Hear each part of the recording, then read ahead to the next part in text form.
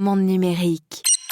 Ouais, bah, la Silicon Valley, on sait bien que, il y a des engouements un peu débiles, hein. On a eu le Metaverse, on a eu, des trucs comme ça là. Bon, à chaque fois, on s'excite sur quelque chose, mais là, le niveau d'excitation, des IA génératives était sans précédent. Je veux dire, c'était du grand n'importe quoi.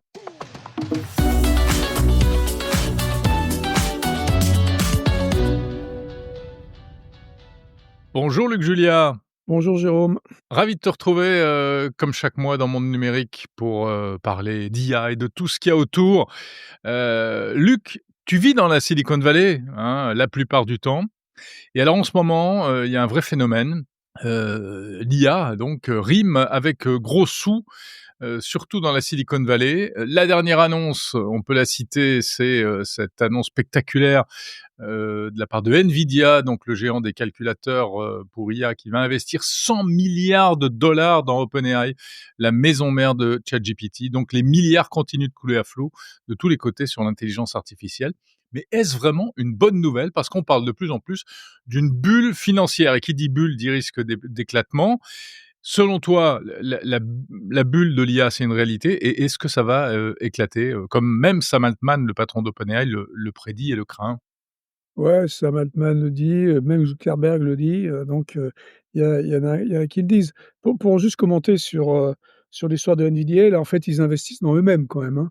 Parce qu'en gros, si tu veux, Ouais. ce qui se passe, c'est qu'ils vous donnent 100 milliards à OpenAI pour qu'ils fassent des data centers pour acheter des puces.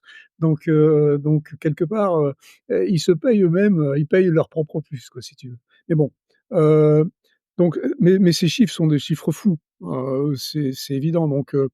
Là, ces investissements-là, ce type d'investissement-là, c'est plus donc, de l'investissement sur, tes capacités, enfin pour pouvoir, acheter quelque chose. Mais par contre, tu as des investissements qui donnent après des valorisations, donc c'est des investissements qui se font à des valorations de fois 10, fois 20, fois 50, fois 100, enfin des trucs qui sont, on revient sur les modèles qu'on avait, lors de la bulle d'internet, Mmh. donc au début Début des des années années 2000, 2000? heu, où on avait énormément de compagnies où les investissements étaient beaucoup plus faibles à l'époque, hein. On parlait pas de milliards, mais on parlait de millions d'investissements à des valorisations qui étaient, de des centaines de millions. Donc ça n'avait strictement aucun sens et effectivement ça a pété.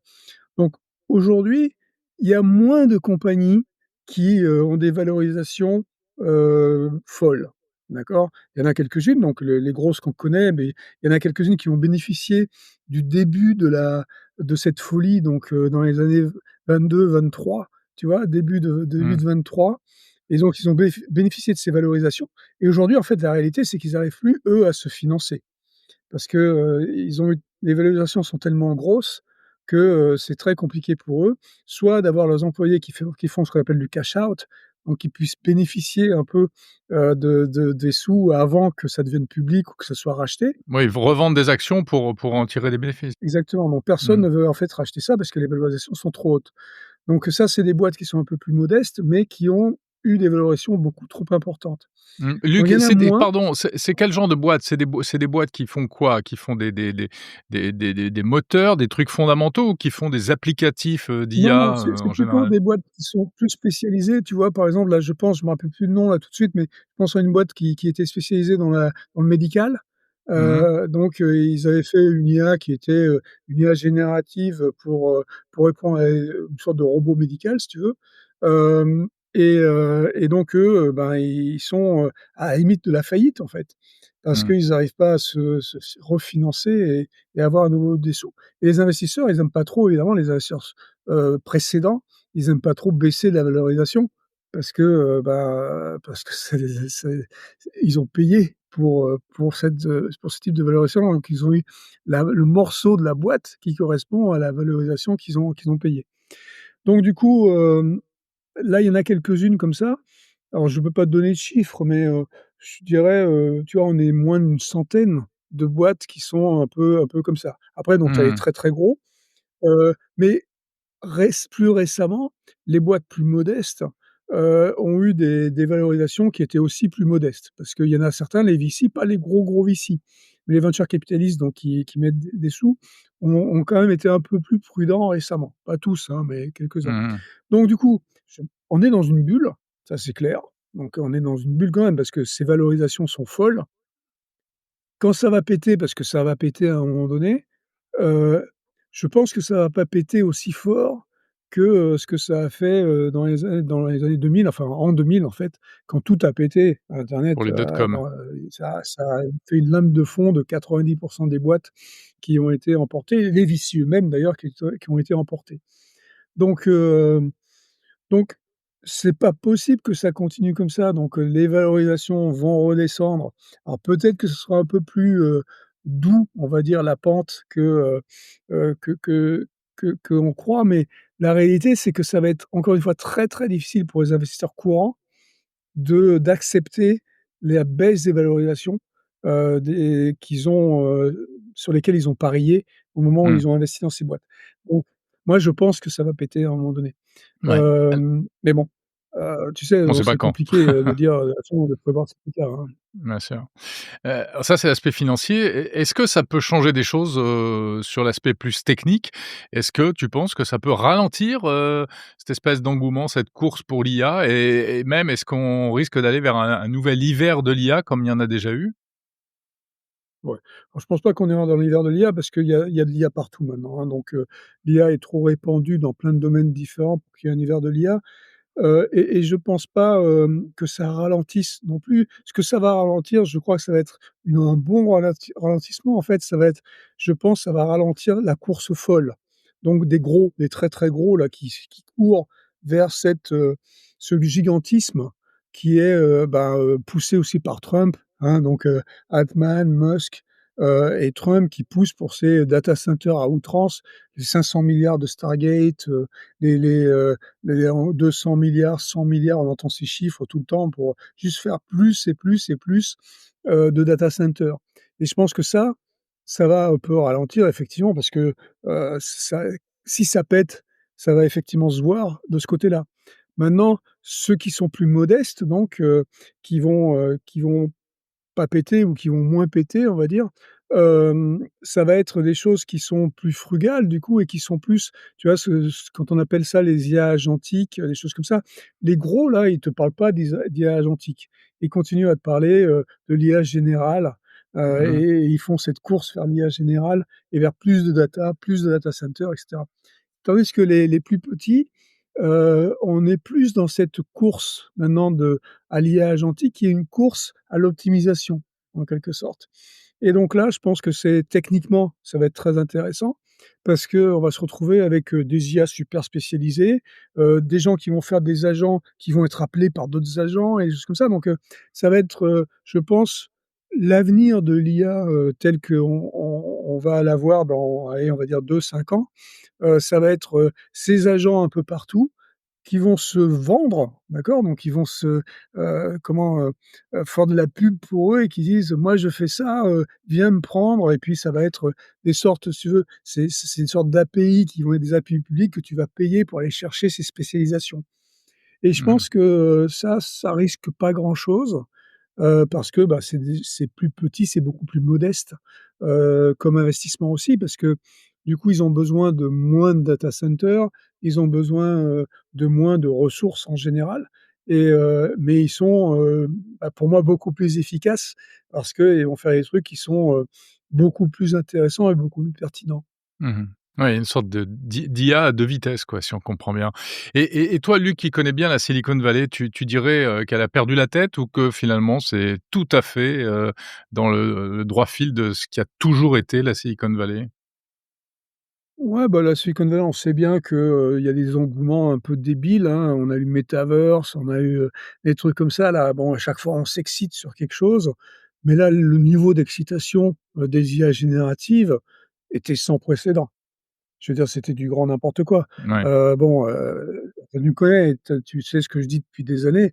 Depuis le début de ces IA génératives, je dis: «Bah, on va se calmer à un moment donné parce que de toute façon, c'est pas du tout ce qu'on croit que c'est et ça va effectivement, se calmer et descendre». Donc mais c'est vrai que quand tu regardes le mois de janvier-février 2023, où tu avais 100 millions d'utilisateurs de ChatGPT, Je veux dire, ces chiffres sont incroyables. Bon, c'était la Mmh. technologie le plus rapidement adoptée dans l'histoire des technologies. Si tu veux, c'est absolument incroyable. Donc on a eu, cette bulle, cette fois-ci informationnelle, on va dire, donc pas forcément financière. Mmh. Où, tout le monde devait faire ses IA et puis tu vois, ça commence à le soufflet parce que c'est un soufflet finalement, technologique commence à retomber un tout petit peu. Ça veut pas dire que c'est pas bien, hein, mais, mais ça veut dire que c'est pas sec. Et donc, tu vois, il y a l'étude par exemple du MIT qui est sortie il y a quelques semaines maintenant, qui a analysé un peu tous les POC, enfin pas tous, mais beaucoup, beaucoup de POC, des proof of concept, des gens qui ont fait des proof of concept autour de l'IA générative Dans les et le entreprises, ouais. résultat, c'est Mmh. qu'il y a que 5 qui sont des use cases, des cas Des cas d'usage, d'usage? Mmh mh. qui rapportent quelque chose, tu vois? Mmh. Donc, ben, on commence à se calmer un peu, on respire, on dit: «Bah, finalement, c'est pas si magique que ça». Bon, il y en a qui le savaient, il y en a qui ont essayé et ils ont des problèmes. Mais bon, c'est un bon sketch, heu, qu'on aurait dû prévoir. Parce que c'est toujours un peu Mmh. comme ça, cette excitation est toujours là, à un moment donné, mais là, le niveau d'excitation a été tel que c'était absolument incroyable Ouais, et donc ouais. ça a amené quelque part cette bulle financière aussi. Mmh mh. Alors il y a un autre sujet, Luc, qui préoccupe l'écosystème tech aux États-Unis, c'est, cette histoire de visa. Donald Trump veut freiner, l'immigration de travailleurs étrangers et visiblement et pour ça donc il va imposer une taxe énorme de 100 000 $ sur les visas H-1B. Ce sont les visas qui sont accordés aux travailleurs étrangers, et qui sont très nombreux dans le secteur de la tech. Alors vu de France, Ouais. on comprend pas bien, le truc, en fait, c'est quoi la stratégie? Et est-ce qu'on peut dire que ça, c'est un coup dur pour la tech américaine? Ah bah, c'est un énorme coup dur. C'est certainement d'ailleurs une des raisons pour lesquelles il y a eu un peu la bisbille, entre, Trump et Musk, hein. Parce Ouais. que, Mmh, mmh mh. Musk réalise et sait très bien que dans ces boîtes qui sont toujours dans la Silicon Valley, malgré ce qu'il dit, toutes Oui, ces parce que lui est boîtes, parti au de la Texas, Silicon lui. Valley Mmh. ne vivent ouais, bah, elles ne vivent que sur les H1B. Parce que, rappelons-nous le chiffre, d'ingénieurs étrangers, dans la vallée, hein, spécialisés dans la tech. On Mmh. parle de 68 d'ingénieurs étrangers, C'est d'accord? énorme. Donc, il y a que 32 d'Américains. C'est pas qu'ils soient mauvais les Américains, c'est pas le problème, mais c'est que les universités américaines ne produisent pas assez d'ingénieurs pour être, pour venir, bah, populer, ce dont on a besoin, dans les différentes boîtes.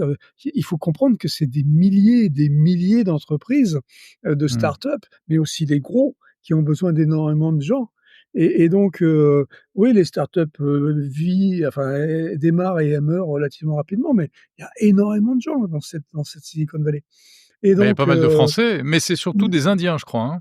ouais.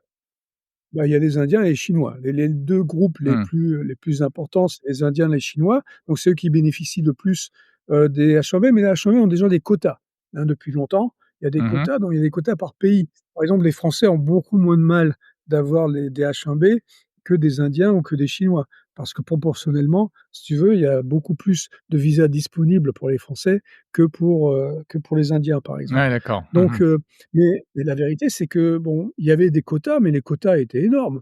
C'est-à-dire que, si tu veux, moi, j'étais un H1B, il y a 30 ans et à l'époque, il y avait aucune chance qu'on l'ait pas, si tu veux, tu Mmh. vois?